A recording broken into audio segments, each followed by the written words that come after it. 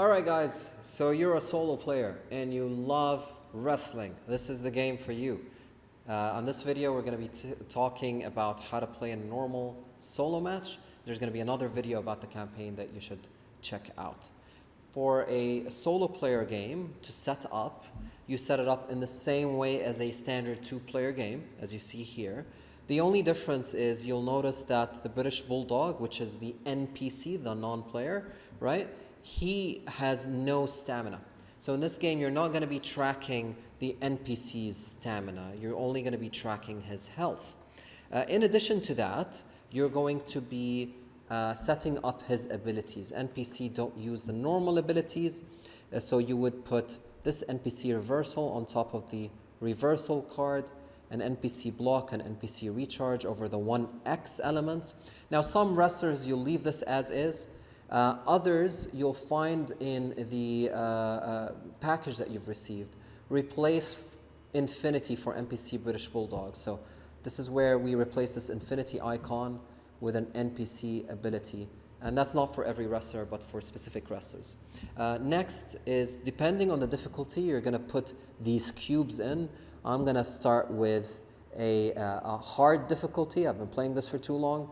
And I'm going to put all 3 cubes here, which we'll talk about in a second. Finally, you need to set up your Automa deck. So again, in the manual, it explains whether you want to play easy or medium or hard.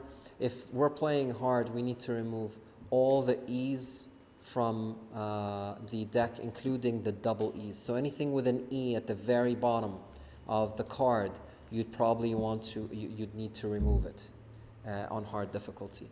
And you shuffle this Automa deck.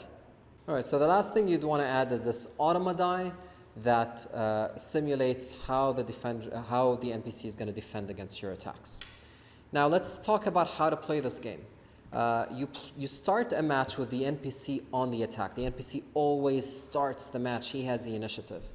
And what you do is you draw the top card in his deck. And this says it's a sit-down powerbomb. And you as a player now need to decide how to react to this. Remember, you don't spend stamina as an NPC. NPC has no stamina. So as a player, you need to decide whether you want to use maybe some of your cards to block the attack, or use one of your abilities, or let it go. Since this is the beginning of the match, I want to let this go.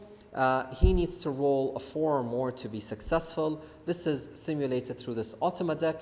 You unveil the top card. In this case, it's a D3, meaning he's unsuccessful. If you see, an Automa card has 2 parts. Right now we're focusing on the top left card, and we'll explain the bottom right in a second. But a D3 means he's rolled a 3.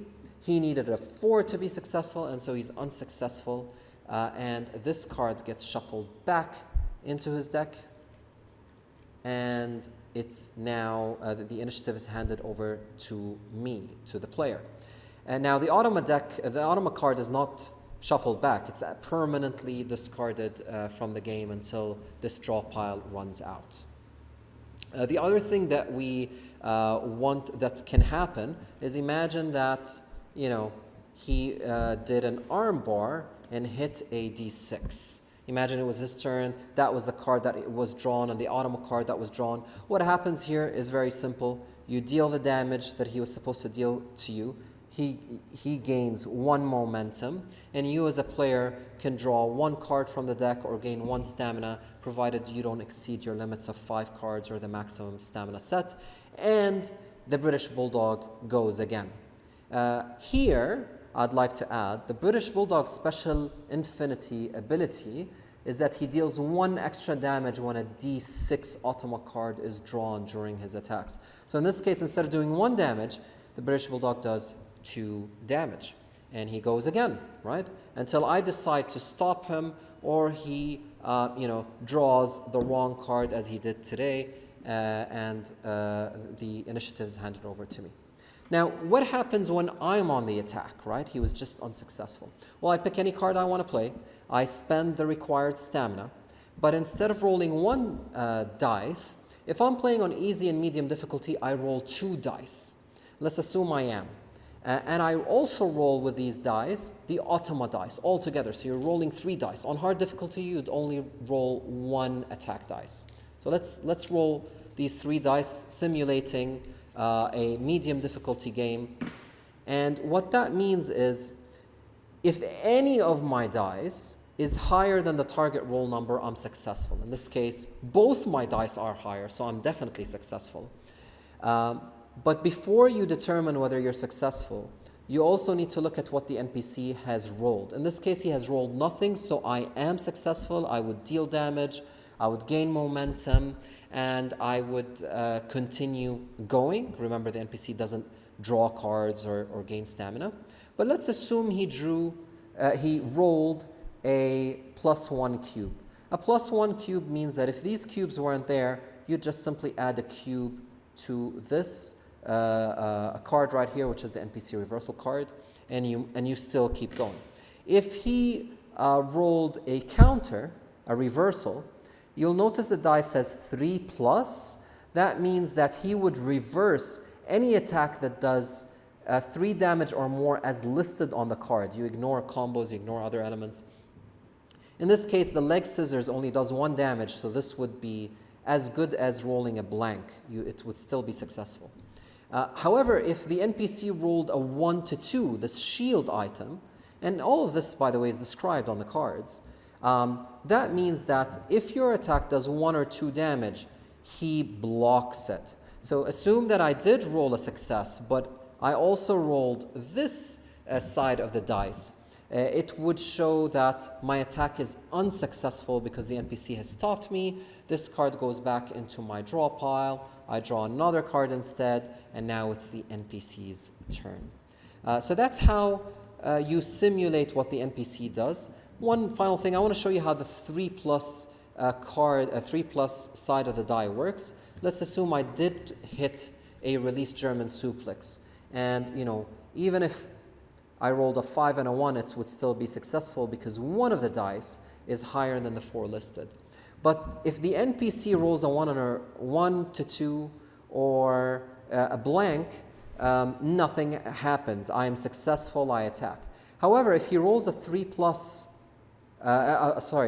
counter that you see here today, that means that he would reverse this move because this card does 3 damage or more.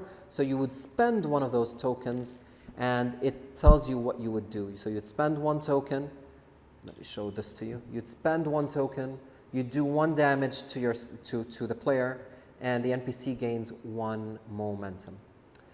If the NPC, the final rule is if the NPC has all 3 cubes on his NPC reversal card, and you roll a successful attack of 3 damage or more, and he rolls a add cube icon, that automatically becomes a reversal, and he does the same thing that I just listed with spending an icon, stopping your attack, gaining the initiative, and doing damage.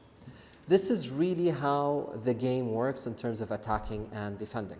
All right, guys, so let's talk about winning the match. This happens in the same way. If an NPC hits you with any card that has a pin icon, so for example, again, the sit-down powerbomb, and he draws a D6 card or any card that would allow him to be a successful, in this case, a D4 or above,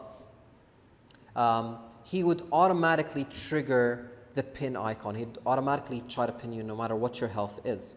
And you try to kick out in the same way we described, which is rolling 2 dice and hoping that on your different roll attempts that the total of your roll is equal to or less than your total health. And again, you can recover stamina. You can do all the things that we described in the standard video. If you haven't watched it, please check it out. So that's one thing that from the NPC side. And by the way, I just want to mention, even target modifiers work for the NPC. So in this case, if the NPC had unstoppable momentum, he wouldn't need a D4, he would need a D2. So that momentum icon, if you have low stamina, all these things that affect a player's dice roll, they also impact how the NPC target roll, what target roll is needed for the NPC. So that's very important to state. Now let's say you're actually trying to pin the NPC. That's the other side of the coin. If you play a release German suplex and you do damage to the NPC, let's say you do damage of you know, D2 here, or D1, you get his health all the way down to 1. You can trigger your pin icon if you would like, and you pin your opponent. Now, the way the NPC kicks out is they randomly draw the top of the card, a card for each pinfall, kick out roll attempt. So in this case, if you hit a release German suplex, the NPC usually gets 3 kick out attempts, but since his health is low, he gets 2 in this case. You draw the first card, and you look at the bottom end of this card. So the bottom end of this card says K6. It means the NPC would kick out if his health was 6 or more. In this case, it's obviously not. His health is 1. So you draw the final card, and this is K4. His health needed to be 4 or more to kick out, and so he is unsuccessful in kicking out, and you win the game. However, if he drew a D6 card, which has a K1 at the bottom, that means that he would have kicked out of this attempt because that number is equal to or more than the health of the British Bulldog. So that's how kick-out attempts work. That's how simple the game is.